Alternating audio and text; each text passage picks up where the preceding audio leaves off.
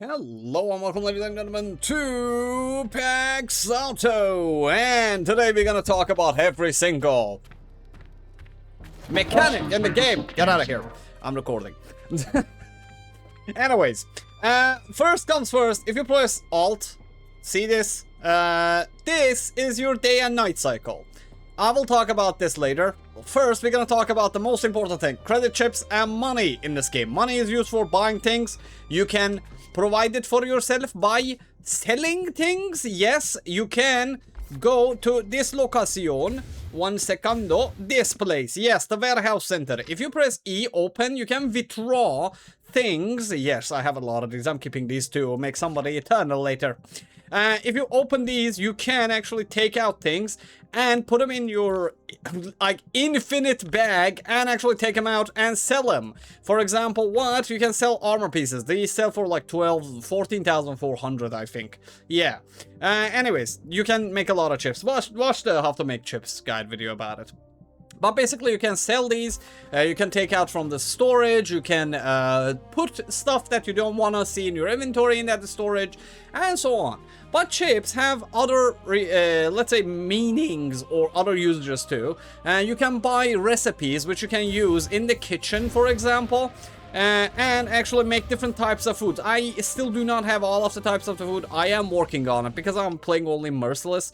I am unable to make all of these happen at the same time, okay? But with those, you can actually buy as many recipes as you want, and each recipe has their own things. Yes, for example, permanently increases mining speed by 32. You can make it and look, you can press tab. You can go to the worker menu, you can click anybody, you can gift food, you can come here, you can give it to him, and you can increase his working speed by giving him food. Do not put different types of foods in here. Yes, just put the salad here. Yeah, just put the starter salad inside those. Stock it by 200. Yeah, just make standard stock mode 150. You can actually upgrade this and get better results, but nah, no. I'm not using these that much. I will tell you why. This is the, because of this idle thing. Anyways, that's a mechanic we're gonna talk about too. But coming back to the credit chips, every cycle of the day, you use credit chips for paying your soldiers. If you don't pay them, their morale and so on will decrease. I'll talk about morale too, don't worry. And so, you need to pay them daily. But there is one thing. For the payment thing, if you come here to the policies, there's a policy that you can actually give them these social hours. These social hours count as the time of the day. I have a full video about why you should actually put this here. But doesn't matter how much they work, they will always get paid once. There is, look, if you press tab, you come to here, daily base issue. If you press this and take this up, see, soldier morale will increase daily. But right now, look, it jumps from 37,000 to 46,000. Yes, this is one way of doing it. But there is another. Yes. So how this affects, look, some of my soldiers are already, let me show you one of them. Yeah, look, morale is already at 100. I don't need to overpay this guy. So what do we do? Okay, let's find somebody who is not that loyal to me. Average, show me. Everybody is too loyal. Yeah, everybody's at 100. Wah, wah, wah. Okay, 64. There you go. For example, see this guy? He's 64, right? I click him. Look at my mouse. If you come here, you can modify single person thing. Yes. Just put it here. When his loyalty is up, you can take it back. Or you can feed him food. That is the base one. That is the best one that you can do. You can feed him different types of food, and it will do it. Number second, we're gonna talk about loyalty, morale, and fear. How do they affect it? Look, let me grab these. Oh god, who dropped all of this? Jesus Christ. Okay, when you press tab and when you go here, you have 4 stats here. Number 1 is loyalty. We're gonna start from right side. Food, fear, morale, loyalty. Food affects them directly. It affects their morale. They eat every day, so every day you have a chance of increasing their morale or just pressing them and gifting them food, and with food that gives them morale. So one of the things that I do in order to get them to maximum as soon as possible, what I do is I make these skewers Yes, these give 22 morale, or you can give them 22 morale but negative stamina, but whatever. You can gift these kind of foods to them and their morale will increase immediately. Morale causes your soldiers to work faster, so having it as at a higher rate will actually give you more stuff done inside your base. That is number one. Fear, however, fear affects your soldiers, let's say directly. Sometimes they can go on strikes when you don't pay them. When their morale is low, they can riot,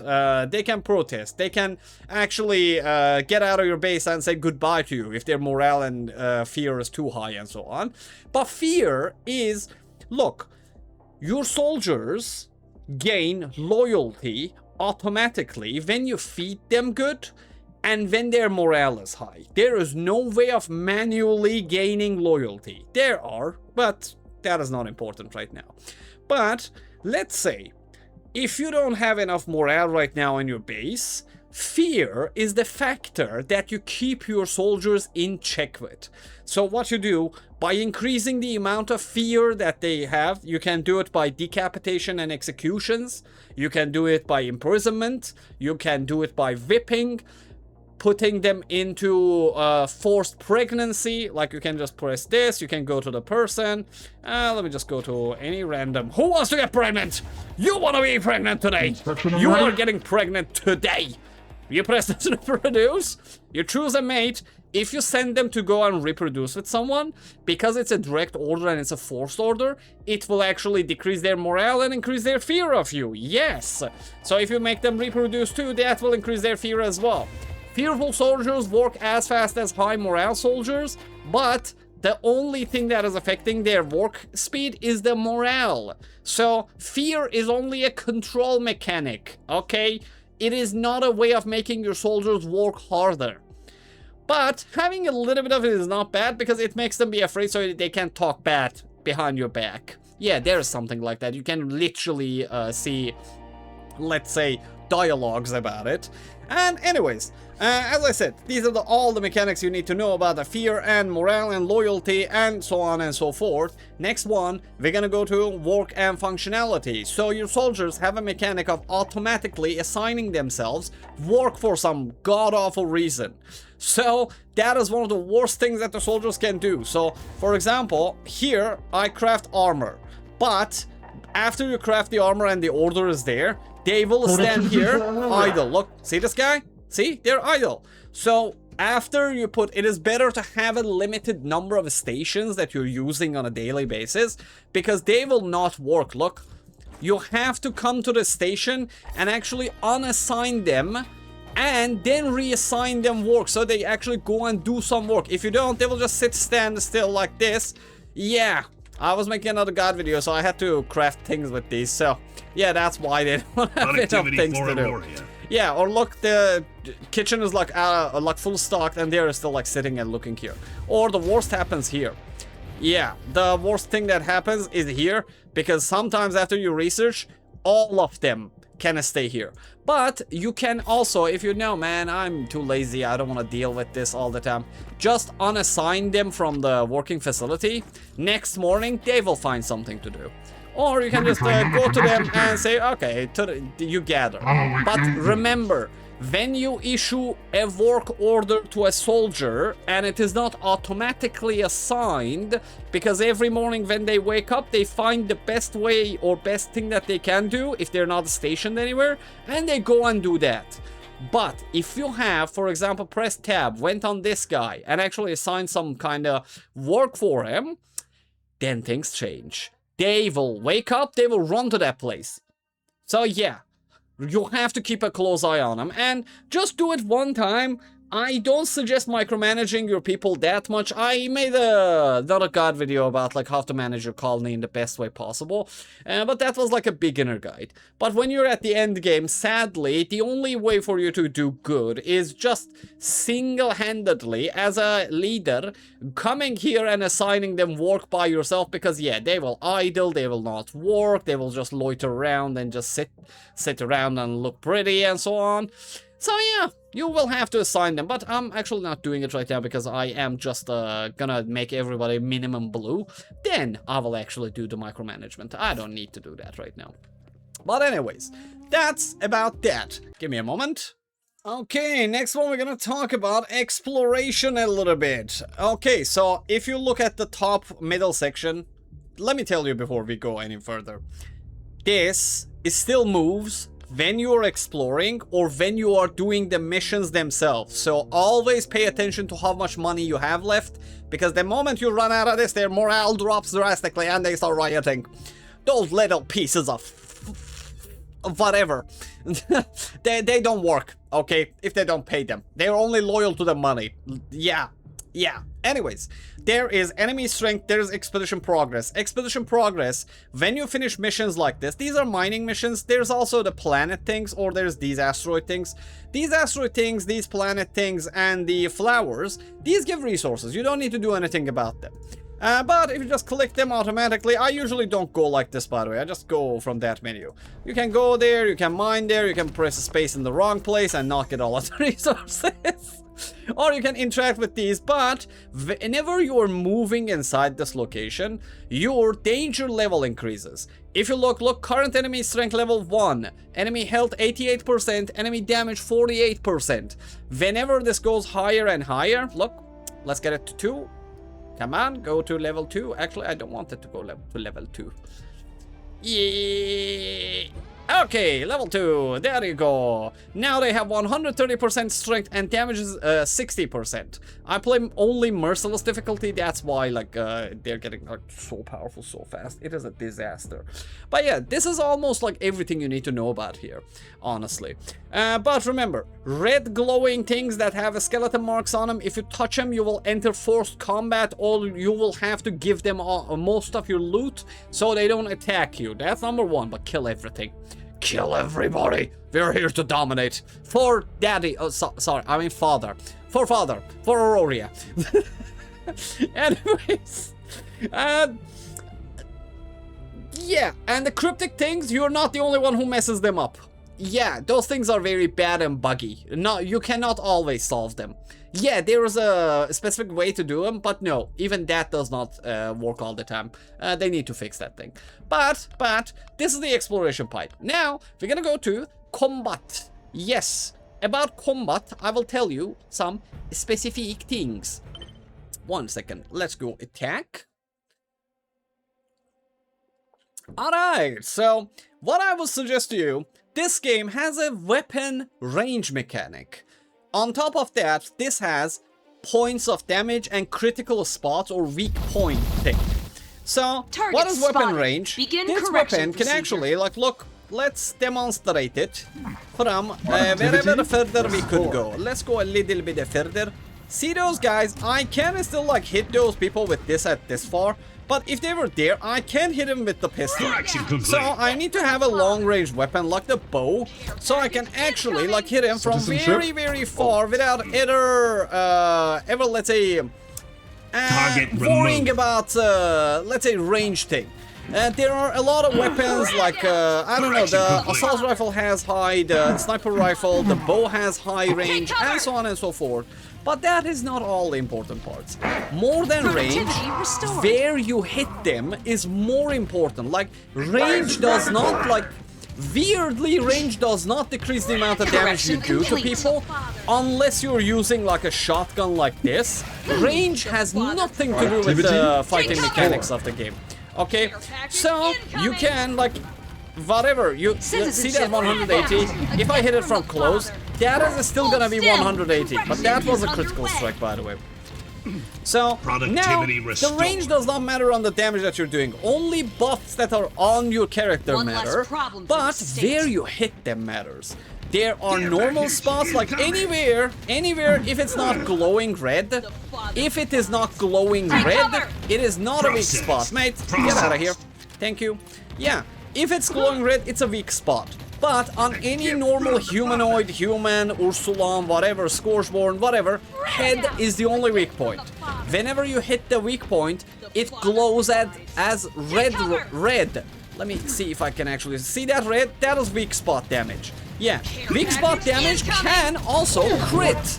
So whenever you're hitting them in the weak spot, it does almost double damage. And on top of the double damage, if you crit, One less problem if for you the state. score a critical hit on a weak spot, that will actually do kinda like quad damage. Saw Target that? removed. That was a critical because it was yellow, but see, these are weak spot damages. Yeah, I'm missing it. Okay, don't hit me. Let me see if I can score. Like, yeah, my crit rate is good, but I still like can't like score that many. Yeah, see that 831. That's Mission it. complete. Okay, fellas, you need to stay silent now. Yeah. No, don't hit me with that. You're not allowed to. I am too good for you. I dodged that so well. And then, aside from that, we have these levels. I'm gonna tell you something about that, but before that, add a couple of medics to your team. Whenever you have medics, you can just go to them, press E. See? Stabilizing you now. And he will stabilize you or heal you to full. Yes, they literally heal you to full. Then we're gonna go to level ups. Yes, on the level ups or the core fragments, when you press E, you have skills that are normal and you have skills that have that new thing here. I'm playing Merciless, so I can't pick these up during my gameplays because I don't have enough time. I only get to mess around when I am actually like recording videos for you guys. But whenever you choose a core fragment that you have not obtained before, you unlock a new level. That is why it gives you 2 core fragments and it writes new here. So you have to actually get all of these as well in order to get the other types of skills as well. Aside from that, yeah, make your build and go wild with it. There is no limitations. Only limitation that you're gonna have is when you press tab at the start of the game, you have like these blocked. So you actually have all of these. You only have a limited number of skills that you can pick, so be very picky about them. This is a roguelite. Do not forget that. This is like a deck builder roguelite, kinda, let's say. So your skill, it's vampire survival's FPS basically, when it comes to the combat skill sets. And it has synergies, it has weapon synergies, it has, let's say, mutations, it has combination skills, and so on and so forth. But just pro tip, play drones. If you're having a hard time like killing a boss, just buy everything that gives you drone spells. That's the easiest one to play. They just destroy everything, and give your soldiers drone abilities as well. Yeah, they will destroy everything for you. You don't need to even move, let's say. But anyways, aside from like the things that you do inside the combat, also, your buffs, what you're wearing actually affects the, let's say, how you perform as well. For example, the set that I've been using like forever is these precision tactical thing. Yeah, the tactical, let's say, the tactical set. The tactical set gives you a, let's say, balance of defense, offense, and soldier damage. Because I'm playing Merciless, on Merciless not only your soldiers get more powerful, the enemies get powerful too. So in order to actually boost my DPS overall a little bit, I'm using the tactical thing so I get more damage on my soldiers, because they out DPS me sometimes if I don't have the right skills at the start of the game. Later, you're gonna be doing more, but at the start, if you're playing Merciless, you need your soldiers. You need them to tank damage and to do damage. Yeah, so I would suggest like pick the tactical one. This is the easiest and the best one to play with. And your weapons have it also. And there's also the weapons have like these little quirks on them. See those green things? Yeah, like your weapons have always static numbers on them based on what kind of set you're using. And they have like this, let's say, different things. Let me see, do I have a different? Yeah, look. One of the things that you shouldn't be overlooking is, yes, look, these stats are always the same. These are literally the same braces, but the quirks are different. See, the one that I'm using right now, the currently equipped, has soldier damage receive reduction, crit damage, weapon attack speed, and max health value. This one that I clicked on has weapon attack speed 44%, max shield value, crit rate, and reload time. I picked this one. Why is it not equipped? Why do I have this one on? That is another question that I have. Yeah, I picked this one, not that one. Yeah, this is mine. You cannot change your equipment in battle. Okay, anyways. Yeah, this is the one that I chose, not this one. Anyways, you can choose those, and you can actually make different types of the same set, so you get the best thing you can get out of them. Look, crit rate, crit damage, max HP, soldier damage received, crit damage, HP, soldier damage received, and crit damage. No, I'd rather have the crit rate, so I took this one. Yeah, so that's how you can actually do this as well, and they will directly affect the amount of DPS and damage that you're doing, and you can check these out. These are useless. You don't need to know much about these. Yeah, you don't need to pay much attention to these. Just pay attention and pick up the best ones, and depending on the weapons that you're using, for example, like, look, this thing does not, let's say, benefit from attack speed that much. It doesn't benefit from attack speed. This does not benefit from attack speed either. It does and it doesn't. It shouldn't. You need to actually, like, shoot this thing, because, look, if you do like this, the crosshair opens up too much, so literally, like, you need to always have this rhythm when you're using the Nebula pistol. I've been, like, playing only with this on the Merciless. It's the most fantastic weapon ever, aside from when you get the lightning on this thing, or this thing just for, let's say, triggering more spells on the bosses. Anyways, so, yeah, you don't need reload time. Based on your weapon and how fast it is, you can take care of it. Anyways, give me a moment, let me finish this and go back to my base. Okay, last one I'm gonna talk about is pregnancy, injury, and, let's say, dying of old age, let's say. If you just watch my colony management video, I'll tell you why I have these social hours. Injuries are random. You don't choose them, they choose you. It doesn't matter if he's working. They can be idle and get injured. It's just a crisis that happens. They will get better, by the way. Yeah, in the next patches, they're gonna implement more, let's say, company disasters, let's say. So we will have to deal with things that happen, like, inside, like riots and so on and so forth as well. This game is gonna become even more awesome soon. Pregnancy, well, just soldiers can sometimes do... Let's say they reproduce. Yeah, yeah, me ordering them around sometimes turns them on for some reason, so they go make babies of their own. To sacrifice for daddy, father. Yeah, anyways, so the pregnancy is just naturally happening. You can actually force it, as I said, by talking to people and actually making them go. Making two... let's say units of high rarity reproducing does not guarantee a higher level reproduced baby. Yeah, it doesn't. These two can actually make blue babies. Yeah, so don't even think about it. Anyways, the quality of the patterns does not affect the child as it is in real life. Then there's aging. All of your soldiers are going to die. Face it right now. Yeah, that chieftain that took you 20 minutes to get, he will die. Like all of the ones that I got. Yeah, they will die out. Let them die out. Do not execute or exile them. It will cause them to freak out. So you will lose loyalty and you will gain a lot of fear inside your base. They will die. They don't, like, by the way, live up to the maximum life expectancy. This guy can die at any moment after this thing, like, ticks. It can be 1 second, it can be 10 years. But they will eventually die. And if you're thinking, no, I'm gonna make him immortal by feeding him. No, you can't. You can't. There's not enough medicine. Aside from this fella,